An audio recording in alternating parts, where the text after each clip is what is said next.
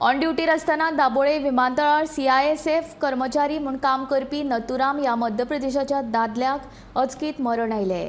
गुवळ येवन पडिल्ल्यान ताका पयलीं चिखले हॉस्पिटलांत व्हेलो, उपरांत दोतोरांनी ताका मरण आयिल्ल्याचें घोशीत केलें।